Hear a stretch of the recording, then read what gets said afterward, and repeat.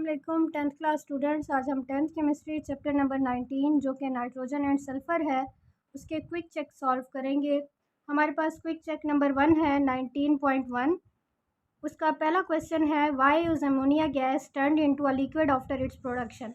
आपने अमोनिया की प्रोडक्शन में देखा था, जब अमोनिया गैस बनी थी तो उसको फ़ौरन ही लिक्विफाई कर लिया गया था। उसको स्पाइरल पाइप में से गुजार के जिधर बहुत लो टेम्परेचर था उस गैस को क्या कर लिया गया था, लिक्विफाई कर लिया गया था। तो ये यही क्वेश्चन पूछ रहा है कि ammonia gas turn into liquid, वो लिक्विड में क्यों चेंज कर दिया जाता है, अमोनिया गैस को लिक्विड में क्यों चेंज कर दिया जाता है जैसे ही वो बनता है।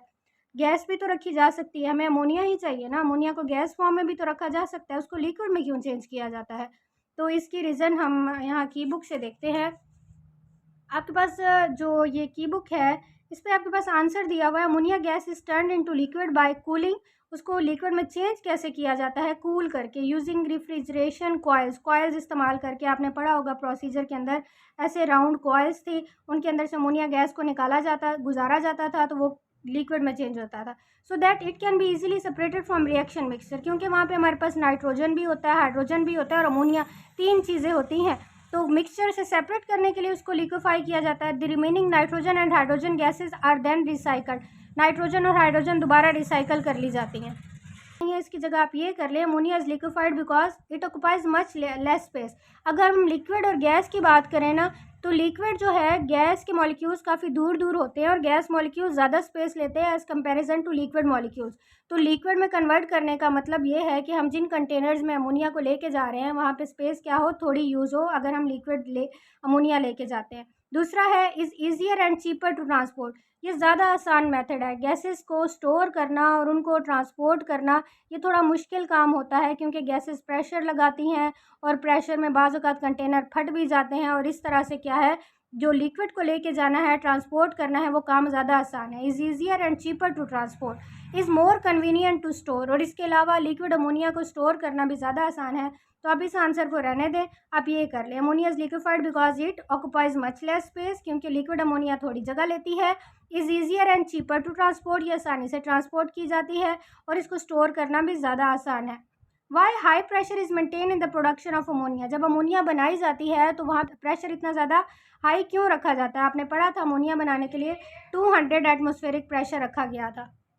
जब अमोनिया की प्रोडक्शन आप पढ़ रहे थे वहाँ पे आपने एक इक्वेशन पढ़ी थी, नाइट्रोजन था, 1 मोल नाइट्रोजन था, 3 मोल हाइड्रोजन के साथ रिएक्ट करके 2 मोल अमोनिया बना रहा था।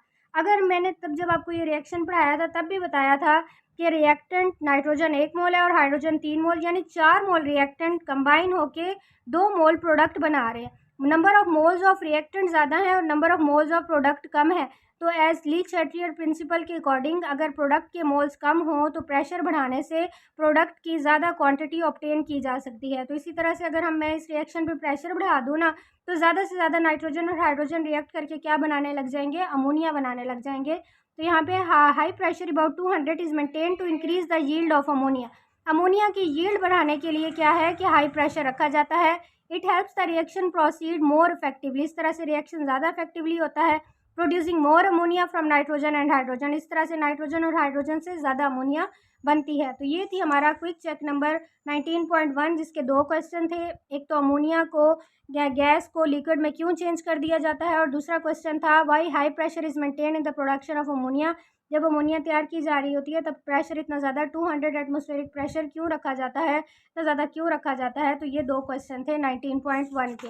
आगे हमारे पास क्विक चेक है 19.2 में पहला क्वेश्चन है how sulphur dioxide is prepared from iron sulphide, या ये सल्फर की ओर भी है, आयरन पायराइड भी इसको कहते हैं। आपने प्रिपरेशन ऑफ सल्फर डाइऑक्साइड में पढ़ा था, how sulphur dioxide is prepared from iron ore, ठीक है, सल्फर ओर, ठीक है, ये है यहाँ पे preparation of sulphur dioxide. Sulphur dioxide is produce इधर बाय बर्निंग एलिमेंटल सल्फर, या तो एलिमेंटल सल्फर को जला के आप सल्फर डाइऑक्साइड बना सकते हो, या फिर ये जो सल्फर की ओर है उसको रोस्ट करके, रोस्ट का मतलब होता है हाई टेम्परेचर पे हीट करना। ये सल्फर की ओर ये कहलाती है आयरन पायराइड। यहाँ पे आयरन पायराइड FeS से आप कैसे सल्फर डाइऑक्साइड बनाते हो, तो इसको आयरन पायराइड को, सल्फर की ओर को high in excess of air में, यानी ये बहुत ज़्यादा ऑक्सीजन प्रेजेंट है, 11 मोल ऑक्सीजन है, इसको इसमें रोस्ट किया गया तो हमारे पास आयरन ऑक्साइड और सल्फर डाइऑक्साइड बनेगी। तो आप इसको ऐसे लिख सकते हो, आपके पास जो क्वेश्चन था यहाँ से आपने sulphur dioxide is prepared from FeS, ठीक है। उसके बाद यहाँ से ये वाली लाइन लिखोगे, बाय रोस्टिंग अ सल्फर और iron pyrite in excess of air, यहाँ तक लिख के और फिर ये वाला रिएक्शन आप, ये जो test your quick check number 19.2 का फर्स्ट क्वेश्चन है उसका आंसर आपके पास ये बनेगा। नेक्स्ट आपके पास क्वेश्चन है, why sulphur dioxide and oxygen are purified before they react to produce sulphur trioxide. Sulphur dioxide और ऑक्सीजन को प्योरीफाई क्यों किया जाता है उससे पहले कि वो सल्फर ट्राइऑक्साइड बनाएं, ठीक है। आपने ये यहाँ पे पढ़ा था प्योरीफिकेशन का, ये जब आप सल्फर डाइऑक्साइड की प्रिपरेशन हो गई थी ना। नेक्स्ट क्वेश्चन है आपके पास, why sulphur dioxide and oxygen are purified.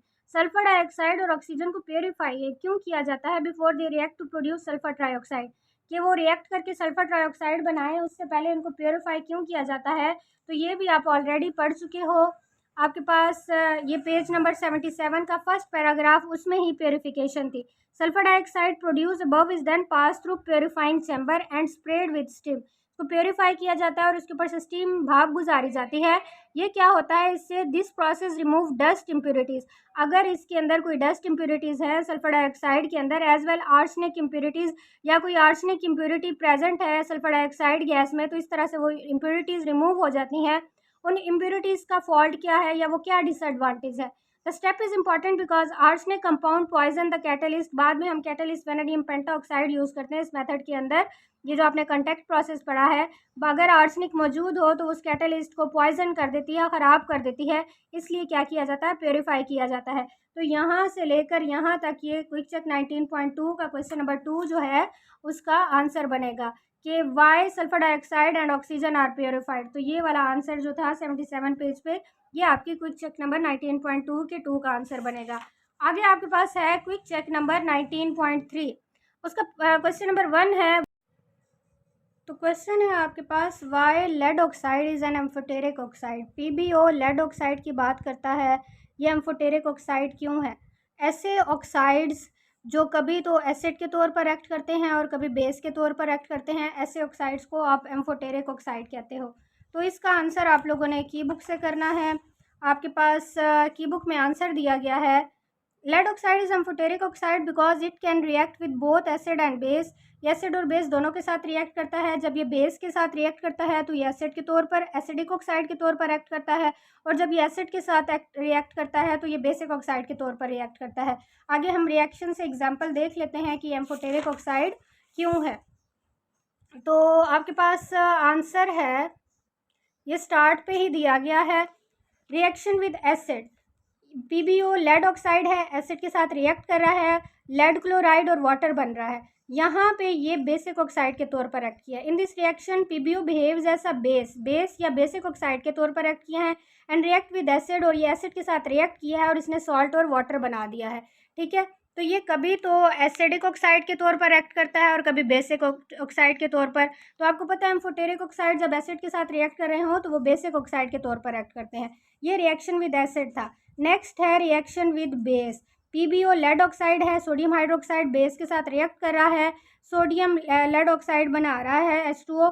In this reaction PbO lead oxide behave as an acidic oxide. यहाँ पे ये जो है एसिडिक ऑक्साइड के साथ एसिडिक ऑक्साइड के तौर पर एक्ट किया है, रिएक्ट विद बेस, और ये बेस के साथ रिएक्ट किया है to form salt and water, ठीक है। तो लेड ऑक्साइड जो है जब बेस के साथ रिएक्ट कर रहा है तो ये एसिडिक ऑक्साइड के तौर पर एक्ट कर रहा है, और जब ये एसिड के साथ रिएक्ट कर रहा है तो ये बेसिक ऑक्साइड के तौर पर एक्ट कर रहा है।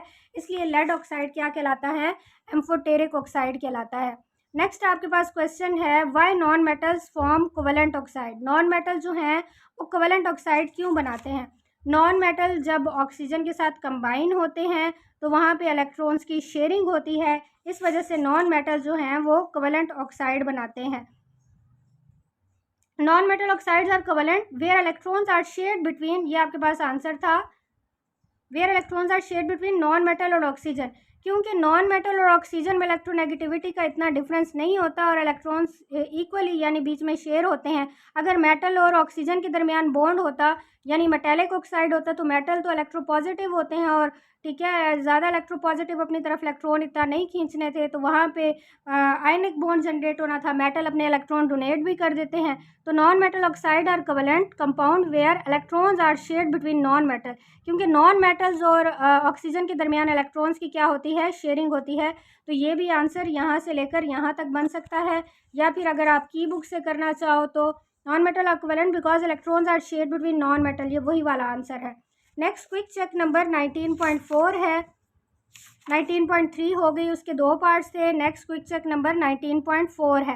Right the equation for the reaction between barium and water. Barium और वाटर के दरमियान रिएक्शन के लिए आपने इक्वेशन लिखनी है, तो ये आपकी बुक से कर लो। यहाँ पे आपके पास दी हुई है, बेरियम है, वाटर के साथ रिएक्ट करके बेरियम हाइड्रोक्साइड बना रहा है और हाइड्रोजन गैस बना रहा है। नेक्स्ट आपके साथ आपके पास क्विक चेक नंबर 19.4 का क्वेश्चन नंबर 2 है। How do aluminium and zinc react with water. Aluminium और जिंक वाटर के साथ रिएक्ट कैसे करते हैं। तो आपने यहाँ पे ये रिएक्टिविटी सीरीज पढ़ी है। टॉप से बॉटम की तरफ जब जा रहे हैं तो रिएक्टिविटी कम होती जा रही है। जैसे सबसे ज़्यादा रिएक्टिव मेटल पोटाशियम था, सोडियम उससे कम था, लिथियम उससे कम, बेरियम उससे कम, स्ट्रॉन्शियम, यानी टॉप से बॉटम रिएक्टिविटी कम होती जा रही है। तो अगर आप बात करें एल्यूमिनियम और जिंक की, कैल्शियम से नीचे जितने भी एलिमेंट्स हैं ना वो इतने ज़्यादा रिएक्टिव नहीं होते हैं। तो एल्यूमिनियम और जिंक जो है वो कैल्शियम से नीचे है, इट्स मीन ये कम रिएक्ट करेगा और फिर ये कोल्ड वाटर के साथ रिएक्ट भी नहीं करेगा, बल्कि ये हॉट वाटर या स्टीम के साथ रिएक्ट करेंगे। तो इसका आंसर आप यहाँ की बुक से कर लो। According to the reactivity series the metal below calcium do not react with cold water. जो मेटल्स होते हैं वो कोल्ड वाटर के साथ, कैल्शियम के नीचे वाले मेटल जो होते हैं वो कोल्ड वाटर के साथ रिएक्ट नहीं करते।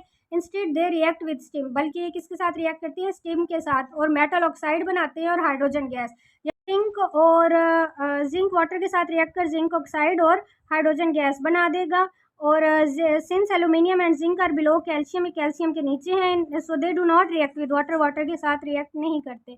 तो ये था हमारा आज का टॉपिक। उम्मीद करती हूँ आपको समझ आ गई होगी। आज मैंने 4 क्विक चेक सॉल्व करवा दिए हैं इस चैप्टर के, और ये बड़े इंपॉर्टेंट होते हैं short question point of view से। अगर मैं कहूँ एज अ होल चैप्टर में से शॉर्ट क्वेश्चन आ रहे हैं तो कोई एक दो लाजमी है, एक दो आपके लाजमी इसमें से आ जाते होते हैं। एक्सरसाइज और quick check most important part होता है आपके चैप्टर का, तो इनको अच्छे से तैयार किया करें। अगर कोई कन्फ्यूजन है तो आप कमेंट में मुझसे पूछ सकते हो। मिलते हैं नेक्स्ट लेक्चर में, तब तक अपना ख्याल रखिएगा। अल्लाह हाफिज़।